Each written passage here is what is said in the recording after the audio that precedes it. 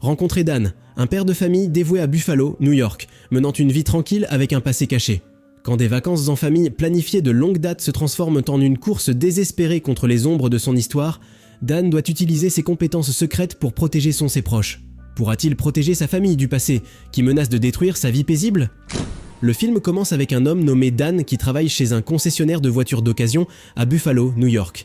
Il y est réputé comme le meilleur vendeur, doué pour vendre des voitures. Un jour, son patron lui demande de prendre une photo pour le site internet de l'entreprise. Mais Dan refuse car il souhaite célébrer son anniversaire de mariage avec sa femme, Jessica. Dan est un planificateur assidu qui planifie soigneusement sa vie, même à la maison. Lorsqu'il arrive à la maison, il salue Jessica et leurs 3 enfants, Nana, Kyle et Max. À ce moment-là, Jessica est en désaccord avec Nina sur l'endroit où elle souhaite fréquenter l'université. Initialement, Nina prévoyait d'aller à l'université de Stanford pour étudier le journalisme, mais a changé d'avis pour fréquenter la Southern Yahoo University avec son petit ami Trevor. Plus tard, Dan prévoit de sortir avec Jessica pour leur 18e anniversaire de mariage et demande à Kyle de s'occuper de Max. Cependant, Kyle a d'autres projets et refuse. Il rejette la responsabilité sur sa sœur aînée, Nina, qui en est bouleversée. Finalement, elle se sent mieux en pensant étudier dans le même collège que Trevor. Pendant ce temps, Kyle rencontre son ami Samir et découvre qu'au lieu de travailler sur un projet de groupe, il joue à des jeux en ligne dans le garage de Samir après que Kyle lui ait payé de l'argent. Étonnamment, Kyle est un joueur bien connu sur internet sous le nom d'utilisateur Killboy et a de nombreux fans. Parlons maintenant de Dan et Jessica qui sont allés dans un parc d'attractions. Jessica était un peu en colère contre Dan parce qu'il s'en tenait toujours à ses projets ennuyeux et elle voulait qu'il emmène la famille en voyage hors de la ville. Et pendant qu'ils s'embrassaient, un groupe d'adolescents du parc d'attractions a secrètement pris des photos et les a taquinés. Sachant cela, Dan a demandé aux adolescents de supprimer la photo d'eux s'embrassant, mais l'un d'eux a accidentellement renversé son verre sur la tête de Dan. Au lieu de se battre avec eux, Dan a choisi de s'éloigner de la situation. Le lendemain, Jessica pratiquait la boxe pour évacuer ses frustrations. En tant que mère au foyer, confrontée à divers problèmes, elle a accidentellement frappé une autre femme nommée Gwen, qui boxait également à ce moment-là. Ils ont commencé à parler et Jessica s'est excusée pour ses actes. Pendant ce temps, Dan faisait ses courses dans un supermarché avec Max lorsqu'un inconnu l'a soudainement attaqué. Dan s'est rapidement défendu, surprenant tout le monde dans le supermarché. Il a payé ses courses comme si de rien n'était et est ensuite rentré chez lui où il avait un tiroir secret avec des armes sous l'escalier. Inquiet, il contacte son ami Oji et lui demande de créer de nouvelles identités pour lui et sa famille. Peu de temps après que Dan ait emmené Max à l'école de Nina, il s'est rendu dans la salle du rédacteur en chef du magazine de l'école pour trouver Nina, mais elle n'était pas là. Il a ensuite parlé à un élève qui lui a révélé que Nina avait quitté le magazine de l'école il y a 3 mois et qu'elle traînait désormais avec ses amis sous le stade. Dan a rencontré sa fille et a exprimé sa déception de ne pas lui avoir parlé de son départ de la communauté des magazines scolaires. Il a ensuite demandé à Nina de l'accompagner, et lorsqu'il est allé chercher Kyle à son cours d'échecs, il a découvert que Kyle jouait à des jeux en ligne dans le garage de Samir.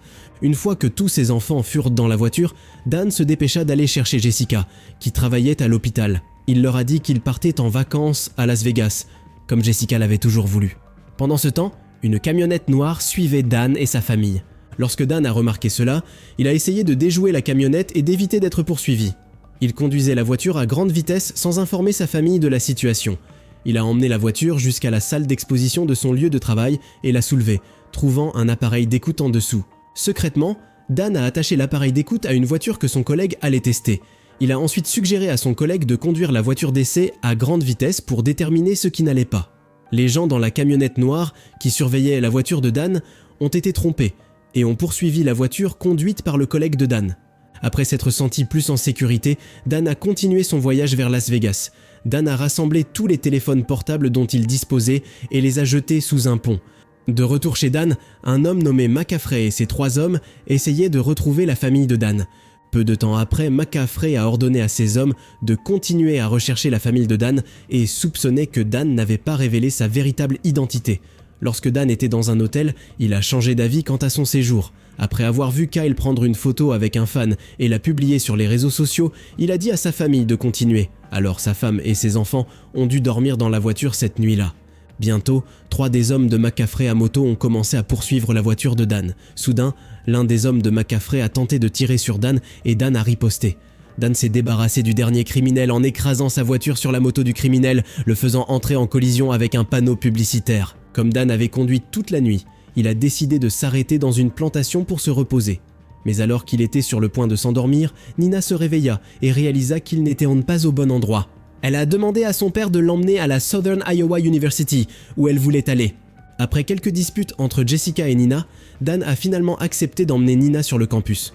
En se promenant dans le parc du campus, Kyle, qui était avec Nina et Max, a mentionné que leur famille semblait désapprouver la relation de Nina avec Trevor parce qu'il avait changé. Kyle a ajouté que la vieille Nina lui manquait, qui était plus chaleureuse avec leur famille. Dan voulait partager son propre passé mais a changé d'avis lorsqu'il a vu un homme suspect avec une valise. Il s'est approché de l'homme qui s'est avéré être un homme d'affaires allemand spécialisé dans les semences de maïs, à la recherche de sa fille sur le campus. Lorsqu'ils sont passés devant un laboratoire, Dan n'a pas cru à l'histoire de l'homme, alors il lui a parlé en allemand pour confirmer qu'il n'était pas l'un des hommes de McCaffrey. Jessica fut surprise que son mari puisse parler allemand et quitta le couloir. Finalement, Dan a cru l'homme lorsqu'il a montré sa valise remplie de graines de maïs. Au même moment, l'un des hommes de McCaffrey tentait de tirer sur Dan. Dan entra rapidement dans le laboratoire et une bagarre éclata entre eux.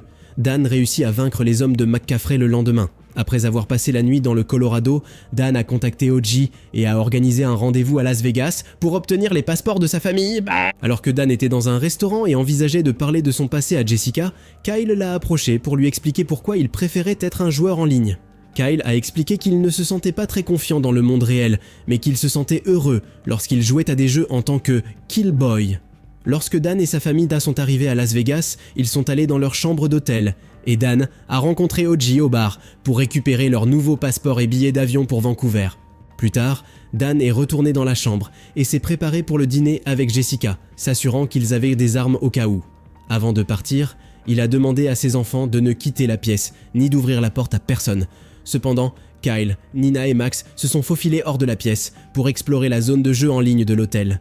Pendant ce temps, l'un des hommes de McCaffrey a repéré Dan et sa famille à Las Vegas et l'a signalé à son patron. Alors que Jessica et Dan avaient fini de dîner et rentraient à l'hôtel, ils ne se rendirent pas compte que leurs enfants avaient disparu de leur chambre. À peu près au même moment, certains hommes de McCaffrey sont entrés dans la pièce et ont tenté de s'en prendre à Dan. Grâce à ses compétences, Dan a réussi à immobiliser 2 des intrus, mais il a rapidement baissé son arme. Lorsque le subordonné de McCaffrey, Coogan, a pris Jessica en otage, Dan a saisi l'occasion et a lancé un couteau qui a touché Coogan dans l'œil, libérant ainsi Jessica. Peu de temps après, Jessica se rendit précipitamment dans la chambre de ses enfants et découvrit que Nina et les autres étaient repartis. Elle a décidé de les rechercher sur un site de jeu en ligne tout en réprimandant Dan pour lui avoir caché quelque chose, mentionnant même qu'elle ne voulait plus le revoir.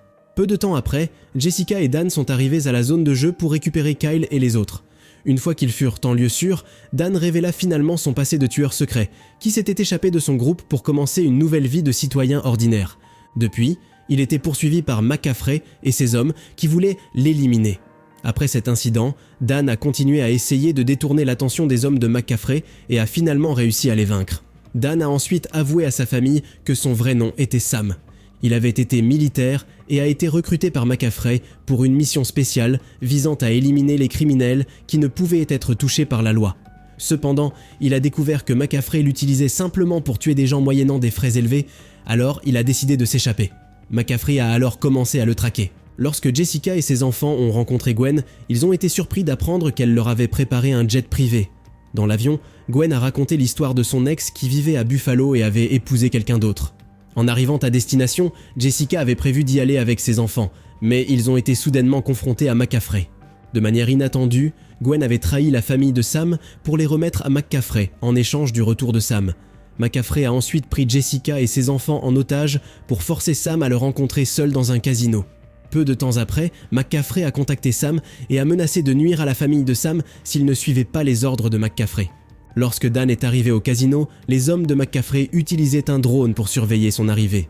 À l'intérieur du casino, Dan a rencontré un homme nommé Spiros qui l'a guidé jusqu'à la pièce où McCaffrey retenait sa famille captive. Une fois à l'intérieur, McCaffrey a accueilli Dan et au cours de leur conversation, il a été révélé que McCaffrey était en fait le père biologique de Dan. McCaffrey a demandé à Dan de revenir en tant que principal assassin, mais Dan a refusé. McCaffrey a alors ordonné à Gwen de tirer sur Jessica. Craignant pour la sécurité de sa famille, Dan a accepté à contre-cœur de se conformer aux souhaits de son père. Dans l'ascenseur, Jessica a intelligemment utilisé la couche de Max pour distraire Spiros et le pousser du dernier étage. Ils se sont ensuite dépêchés de revenir pour sauver Dan. Dans la pièce, Dan a réussi à vaincre Gwen, permettant à sa famille de partir. Pendant ce temps, McCaffrey sentit que quelque chose n'allait pas et ordonna à ses hommes de se préparer. Dan a demandé à Jessica et aux enfants de se rendre sur le toit du bâtiment et a remis le drone à Kyle, qui pourrait aider à surveiller les hommes de McCaffrey. Alors que les hommes de McCaffrey attendaient devant l'ascenseur pour capturer Dan et sa famille, ils ne trouvèrent que le sac d'équipement de Max à l'intérieur. Lorsqu'ils l'ont vérifié, une bombe a explosé, les prenant au dépourvu. Dan a commencé à vaincre les hommes de McCaffrey, un par un, avec l'aide de Kyle. Au même moment, Gwen a repris conscience et McCaffrey l'a appelé, lui ordonnant de retrouver Kyle, qui pilotait le drone sur le toit de l'immeuble. Jessica a dit à ses enfants de se cacher et a confronté Gwen, qui se dirigeait vers le toit. Dans la salle de jeu, Dan a commencé à avoir du mal à lire les mouvements de son adversaire. Après que McCaffrey ait abattu le contrôleur du drone, Kyle est retourné sur le toit. Gwen a facilement maîtrisé Jessica et avait l'intention de nuire à Kyle et aux autres. Voyant cela, Jessica s'est levée et a tenté de grimper au dernier étage à l'aide d'une perche en bambou. Mais celle-ci s'est cassée et Gwen s'est moquée d'elle. Peu de temps après, Jessica a attrapé un morceau de bambou cassé et l'a jeté sur Gwen, provoquant accidentellement la mort de Gwen. Pendant ce temps, Dan affrontait McCaffrey. Et juste au moment où McCaffrey était sur le point de tirer sur Dan, Nina, qui était arrivée avec les autres, a appelé McCaffrey son grand-père et lui a demandé d'arrêter. Finalement, McCaffrey a été arrêté pour ses diverses activités criminelles.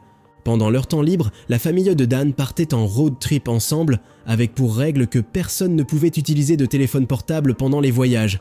Ils semblaient tous apprécier chaque instant de leurs voyages en famille. C'est ici que se termine une histoire, mais de nombreuses autres belles histoires vous attendent. Asseyez-vous, regardez ces histoires se dérouler sur votre écran et savourez vos collations.